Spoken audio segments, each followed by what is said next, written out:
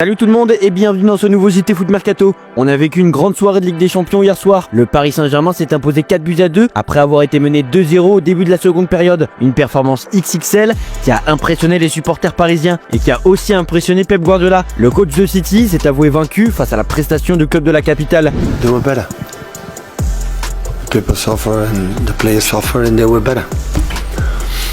They were better in intensity to win duels and of course we found our moment with 0-2 for the goals. But the first half they have one chance, they have two chances clear. When they had the ball, they drop us, but also we could have the ball. Always we created problems to them.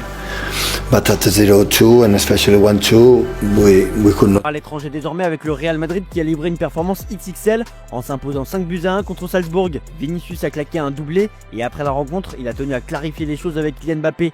Depuis le début de saison, plusieurs médias parlaient de tension dans le vestiaire, mais le Brésilien a éteint l'incendie. Kylian est arrivé pour aider et nous voulons l'aider pour qu'il soit le meilleur buteur dans chaque compétition. Une preuve que tout commence à aller mieux du côté de la capitale espagnole. Et l'attaquant a aussi été interrogé sur son avenir. Pour rappel, le championnat saoudien est prêt à offrir un pont d'or au Brésilien, souhaitant faire de lui le visage de la ligue. Les intentions du joueur restent elles assez floues. Les médias madrilènes indiquent que c'est surtout dans l'entourage du joueur qu'on est intéressé par cette proposition saoudienne et que le Brésilien veut encore rester en Europe pour le moment. Sa clause libératoire d'1 milliard d'euros protège pour l'instant le Real Madrid, puisqu'il semble impensable de voir un club, même saoudien, s'aligner dessus. Le Brésilien a tapé du poing sur la table. La prochaine étape, c'est de toujours avoir les idées claires, de pouvoir améliorer mon jeu, de continuer de progresser et aider le plus grand club du monde. Parce que je rêvais de jouer ici et de pouvoir jouer avec des grands joueurs dans une saison si brillante. C'est ça mon rêve maintenant, voir les choses en grand et gagner plus de titres avec ce maillot. Des déclarations qui devraient calmer un peu toutes les rumeurs. Carlo Ancelotti a aussi tenu des mots forts, mais sur Rodrigo. Souvent en retrait sur le plan médiatique par rapport à Vinicius, Mbappé et Bellingham, Rodrigo s'est retrouvé au centre d'une question adressée à Carlo Ancelotti en conférence de presse. Et l'entraîneur italien semble avoir beaucoup de considération pour son attaquant. Rodrigo est intouchable, oui, comme Vinicius, Mbappé, Bellingham, Brahim, Valverde. C'est une combinaison parfaite en attaque et on en profitera encore plus quand on défendra mieux. On part sur de l'actualité barcelonaise. Si c'était la joie mardi soir après l'incroyable remontada du club, ça l'est moins en coulisses puisque le FC Barcelone est confronté à un mur dans son mercato. Certains pensaient que cette saison 2024-2025 allait être celle du retour en grâce d'Ansu Fati. Mais très vite, le numéro 10 du Barça a été rattrapé par la réalité. Hansi Flick a été très clair avec lui, il lui a déjà signifié en privé qu'il n'était pas dans ses plans sur la deuxième partie de saison. Il a même confirmé publiquement en conférence de presse il y a quelques jours. Chez les dirigeants, on se veut plus agressif et on espère pouvoir se séparer d'Ansu Fati dès cet hiver. Le départ du joueur qui n'a participé qu'à 4 matchs de Liga cette saison permettrait de pouvoir faire venir Marcus Rashford, l'objectif numéro 1 du club catalan pour le mercato hivernal. Mais comme l'indique Sport,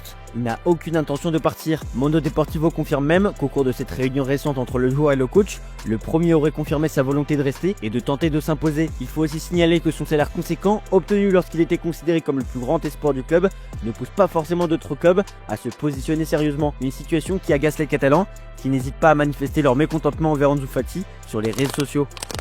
Comme nous vous l'avions révélé, l'OM est à l'affût pour Santiago Jiménez, l'attaquant mexicain de Feyenoord. Il totalise 64 buts et 14 passes décisives délivrées en 104 matchs toutes compétitions confondues sur les 2 dernières saisons aux Pays-Bas. Il affole les défenses de Ligue des Champions avec 4 buts et une passe décisive en 3 matchs face à Manchester City, le Sparta Prague et contre le Bayern Munich ce mercredi. Selon nos informations, l'AC Milan a très clairement accéléré ces dernières heures et ça discute entre les deux clubs concernant un transfert de Jiménez dès cet hiver à Milan. Si l'avancée des discussions n'a pas filtré, certaines sources hollandaises laissent indiquer que l'on pourrait se diriger sur un deal estimé entre 35 et 40 millions d'euros. Quant au joueur, il n'a jamais caché qu'il portait l'AC Milan dans son cœur et qu'il s'agirait d'un rêve pour lui. Des Milan est en passe de boucler une arrivée dans le secteur défensif. Après 7 ans et demi passés à Manchester City, Kyle Walker va quitter l'Etihad Stadium dès cet hiver.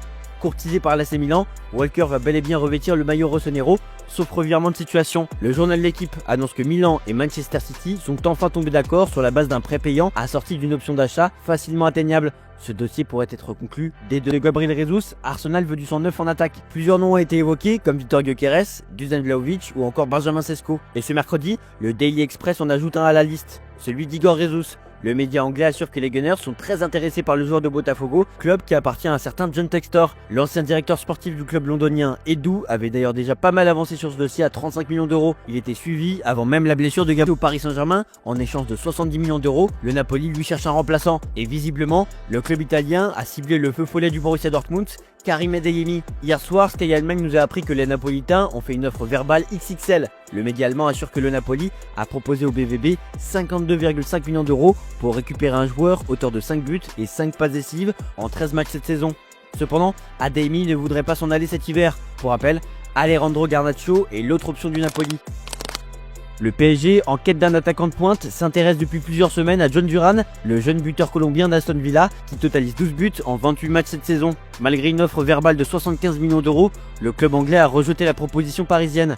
West Ham était également venu aux nouvelles, mais Aston Villa joue la montre pour faire grimper les enchères. Selon nos informations, Al Nasser, le club de Cristiano Ronaldo, est récemment entré dans la course, bouleversant les plans du PSG. Duran, âgé de 21 ans et sous contrat jusqu'en 2030, ne reste pas insensible à l'intérêt saoudien, même si l'Europe semble lui offrir un avenir prometteur. Ce rebondissement complique la tâche des Parisiens. On passe aux officiels désormais. C'était attendu, c'est désormais officiel. Aston Villa vient d'annoncer le départ de Diego Carlos à Fenerbahçe pour un montant inconnu. Il va donc évoluer sous les ordres de José Mourinho, tout comme Milan Skriniar. La Real Sociedad a officialisé ce jeudi le prêt d'Urco González à l'Espagnol Barcelone. Le milieu défensif de 21 ans n'a joué que 303 minutes cette saison avec son club formateur. C'est enfin officiel, Randal Kolo Muani est prêté à la Juventus de Turin jusqu'à la fin de saison. Pour rappel, le PSG et le club italien ne pouvaient pas boucler ce dossier en raison d'un trop grand nombre de joueurs prêtés par Paris. La situation a été débloquée par la rupture du contrat de Juan Bernat, actuellement à Villarreal. Pour Kolo Muani, il s'agit d'un prêt payant sans option d'achat. L'attaquant français a accepté le deal et a donné satisfaction à la traditionnelle visite médicale. L'information a été officialisée dans la journée. Le PSG est venu à bout de Manchester City au Parc des Princes. Les Parisiens ont fêté cette victoire avec les supporters. C'est notre image du jour. Je vous remercie de nous avoir regardés et on se dit à demain pour de nouvelles vidéos sur Foot Mercato.